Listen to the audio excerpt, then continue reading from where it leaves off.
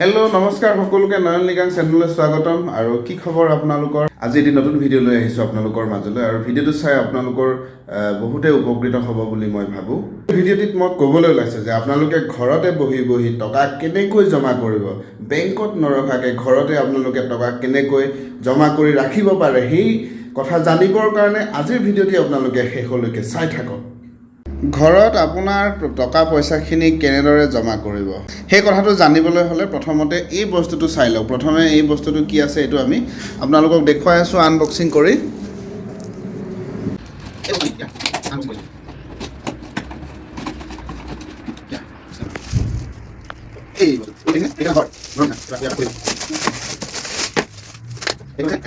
এইটো হৈছে এটা বাকচ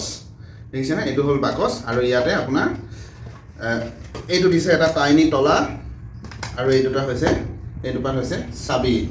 এই চাবিটোৰে এইটো আমি এতিয়া তলাটো এইটো এনেকৈ বন্ধ কৰি দিলোঁ তাৰপিছত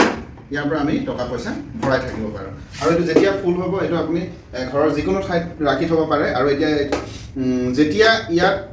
টকা ফুল হৈ যাব আচলতে কইনছ ইয়াত ভৰাব নালাগে কাগজৰ পইচা ভৰাব লাগে 50 টকী 100 টকী 200 টকী 500 টকী যিমান পাৰে ভৰাই এইটো ফুল হোৱালৈকে কিমানমান ধৰিব পাৰে বাৰু ভাবকচোন এই এনেকুৱা যদি আপুনি ইয়াত ফুলকৈও টকাবিলাক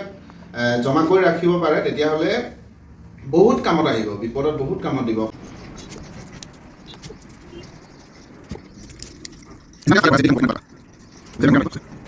টকা পইচা ছেভিং কৰাত মাইকী মানুহবিলাক বেছি সিদ্ধহস্ত আৰু সেইকাৰণে মাইকী মানুহে ঘৰতে মতা মানুহবিলাকৰ পকেটৰ পৰা পকেট মাৰি পেলাই যিবিলাক টকা ছেভিং কৰে সেই টকাকেইটা ছেভিং কৰিবৰ কাৰণে এনেকুৱা একোটা বাকচৰ প্ৰয়োজন হয় আৰু এই ছেভিং কৰা টকাখিনি সময়ত বহুত কামত আহিব পাৰে গতিকে আপোনালোকেও